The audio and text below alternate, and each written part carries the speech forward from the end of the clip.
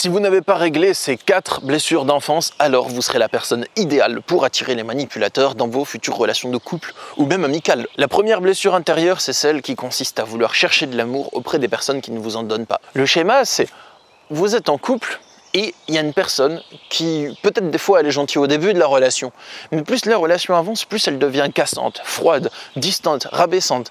Et vous avez l'impression que plus la relation avance, moins vous avez d'amour de sa part. Et le problème, c'est que vous allez vous mettre à courir après cet amour. Vous allez essayer d'obtenir l'amour d'une personne qui ne vous en donne pas. Et pourquoi est-ce que c'est la porte ouverte aux manipulateurs? Eh bien, réfléchissez.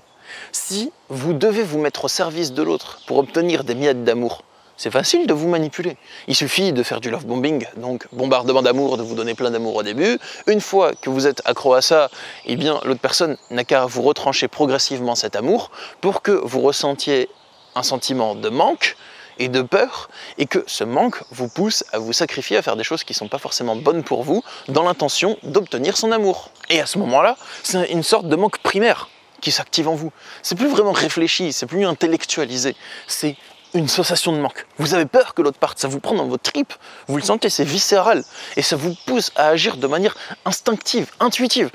C'est pas quelque chose de réfléchi.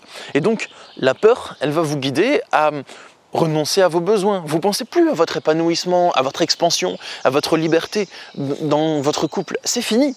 Vous pensez juste à obtenir l'amour de l'autre, à faire en sorte qu'il ne s'éloigne pas trop de vous, à rattraper ce qui a été cassé, ce genre de choses. Et pour moi, la solution là-dedans, c'est de tendre plutôt vers un nouvel état d'esprit, vers un nouveau schéma. Et le nouveau schéma que je propose, c'est le suivant.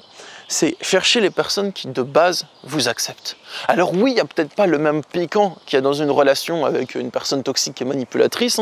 Vous n'avez pas la sensation d'amour, d'excitation charnelle mêlée au danger qui plane sur vous. Et ça, je comprends que ça puisse être un stimuli très puissant. Parce que à la fois, vous êtes très attiré par cette personne, mais en même temps, vous avez peur et vous sentez qu'il y a du danger qui provient de l'autre. Mais donc ça, il faut y renoncer. C'est quelque chose de nouveau qu'il va falloir chercher. Obtenir l'amour de la part des personnes qui sont naturellement enclins à vous le donner. Tant que vous cherchez l'amour chez les personnes qui ne vous le donnent pas, tant que vos partenaires de couple habituels sont des personnes qui, de base, ne sont pas naturellement fluides, saines, transparentes et enclins à vous donner de l'amour, et que ce sont des personnes qui cachent plein de choses et qui sont ambiguës, et qui ont des incohérences, et en même temps, vous ne savez pas ce qu'elles pensent parce qu'elles ne vous le disent pas, eh bien, vous allez répéter ce schéma et chercher de l'amour là où il n'y en a pas. Chercher de la justice auprès d'une personne profondément injuste. Chercher de la cohérence auprès d'une personne incohérente. Donc sortez de ces schémas-là, les amis, c'est très important de vous dire, ok, qu'est-ce que je cherche au fond de moi? Il faut que je sois rationnel, il faut que je me recalibre, il faut que je me demande qu'est-ce que je cherche, si c'est de l'amour, de la justice, de la cohérence, et ok, chez quel profil je vais les trouver? Pas les mêmes que d'habitude, chez des nouveaux. La deuxième blessure intérieure qui va vous pousser à rencontrer des manipulateurs, je l'ai noté comme la croyance de l'inégalité dans les relations de couple. Alors, qu'est-ce que je veux dire par là? Si votre partenaire de couple vous explique comment vous devriez penser, comment vous devriez ressentir les choses, comment vous devriez vous comporter, qui vous donne des ordres, qui vous parle avec autorité, avec fermeté, pour moi, il y a un schéma erroné là-dedans, si vous tolérez ça, si vous le laissez vous parler comme ça. C'est la croyance de l'inégalité dans les relations. La croyance que dans votre relation, il y en a forcément un qui sait et un qui ne sait pas.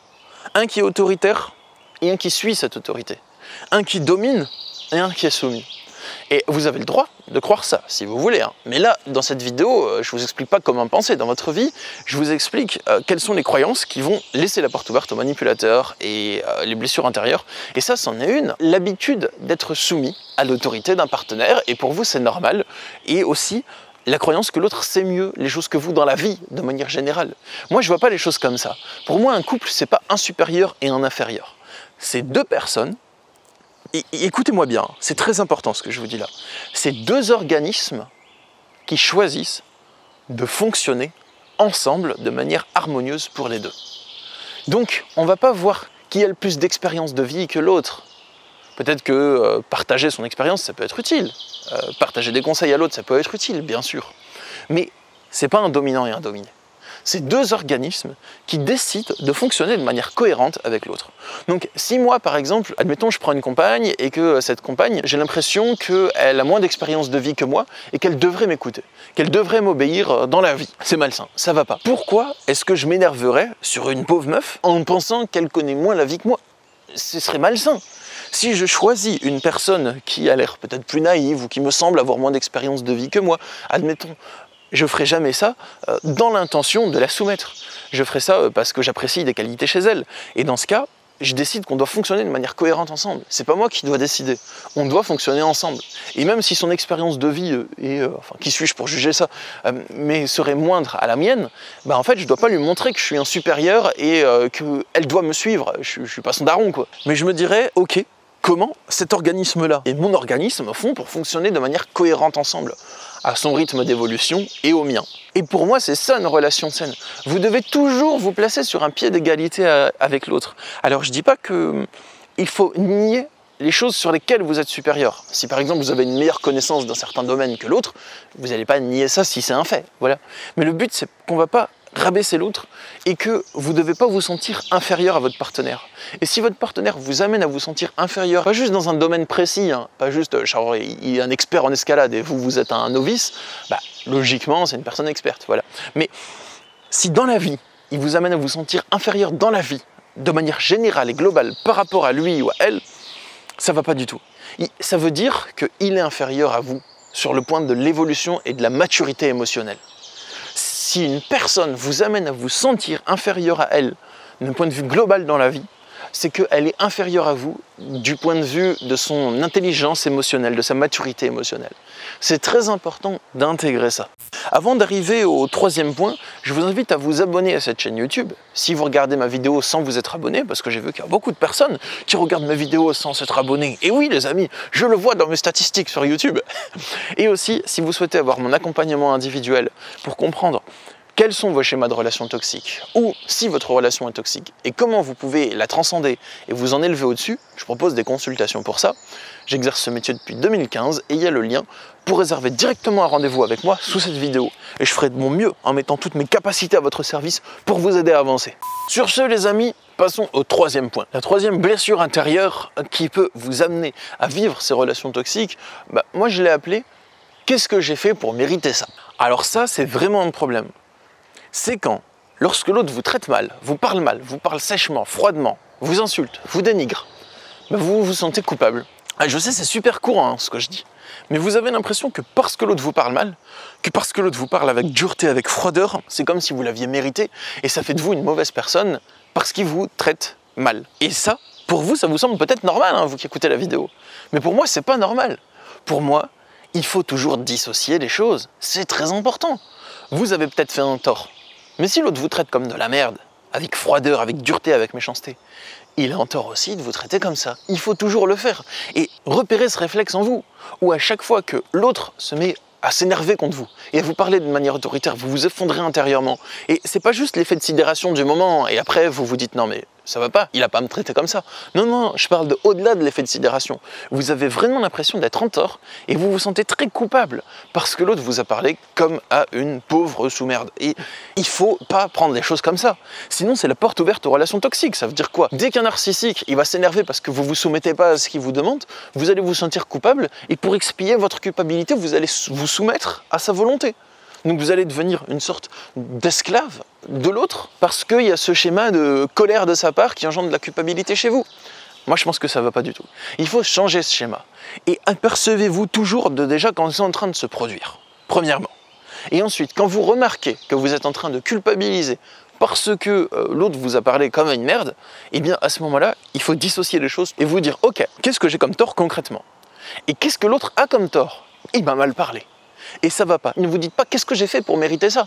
Peut-être que c'est de ma faute s'il me parle mal parce que j'ai fait telle chose. Non, non, non, non, non. Dites-vous, ok, j'ai fait telle chose, je peux travailler dessus, je peux me remettre en question. Mais ça serait bien qu'il se remette en question sur la manière dont il m'a parlé aussi. Il faut toujours dissocier les torts. Ne vous dites pas que les réactions de l'autre sont de votre faute et que vous êtes une très mauvaise personne si vous l'avez poussé à agir comme ça. Il ne faut jamais penser ainsi. Parce que sinon, vous allez toujours vous manger des relations toxiques dans la tronche. Et la quatrième blessure, alors c'est quelque chose de moins technique que ce que je vous ai présenté jusqu'à présent, parce que là on a vu des choses très techniques, je vous ai décortiqué le schéma qui se passe en vous et je vous ai suggéré des états d'esprit différents à aborder qui sont genre des antidotes. Mais là c'est un peu moins technique, mais c'est très important quand même. Qu'est-ce qui vous pousse à vivre des relations qui sont malsaines pour vous? La blessure d'abandon, les amis. C'est une des blessures intérieures qui vous y pousse. La blessure d'abandon, c'est quelque chose qui est toxique à la fois pour vous, mais aussi pour l'autre. Pour vous, parce que dès que l'autre s'éloigne un peu, directement, vous allez vous effondrer intérieurement. Vous sentez le manque viscéral, comme on l'a mentionné avant, qui vous prend aux tripes et vous vous sacrifiez pour l'autre et vous avez peur d'être abandonné. Mais ça vous plonge dans un état irrationnel. Vous avez une tristesse, vous pleurez tout le temps. Et ça peut être une tristesse qui est forte. Pas du genre de celle qu'il est bon d'accueillir, mais la tristesse qui vous plonge dans un état dépressif. Ça, c'est ce qui est toxique pour vous. Mais qu'est-ce qui est toxique pour l'autre? C'est qu'avec votre peur de l'abandon, vous pouvez lui faire peser une lourde pression sur les épaules. Lui dire que s'il passe pas assez de temps avec vous, vous vous sentez abandonné, que s'il fait des choses seul, et il n'a pas envie que vous soyez là, parce que le couple, c'est pas la fusion permanente, hein, des fois on a envie de faire des choses sans l'autre, voilà. En fait, vous vous sentez abandonné, et que c'est de sa faute si vous vous sentez mal. Et donc, il peut y avoir aussi une forme de toxicité exercée sur l'autre ainsi. Et c'est la blessure qui est la plus irrationnelle, si je peux dire ainsi, des 4 que j'ai cités. Irrationnel, c'est pas un jugement. Et vous avez beau le savoir et réfléchir dessus et intellectualiser dessus, malgré tout, le sentiment d'abandon persiste. Et il est là, il veut rien savoir. C'est pas comme les autres, où vous pouvez calquer votre esprit sur un nouveau schéma et à force de le répéter, ça va venir. L'abandon, c'est différent.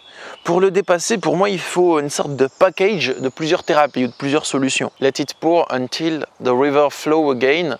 Je crois qu'elle disait ça, c'était une chanteuse Amber Lily dans une chanson où elle parle de laisser couler les larmes jusqu'à ce que la rivière de notre esprit se déverse dans l'océan de notre âme à nouveau.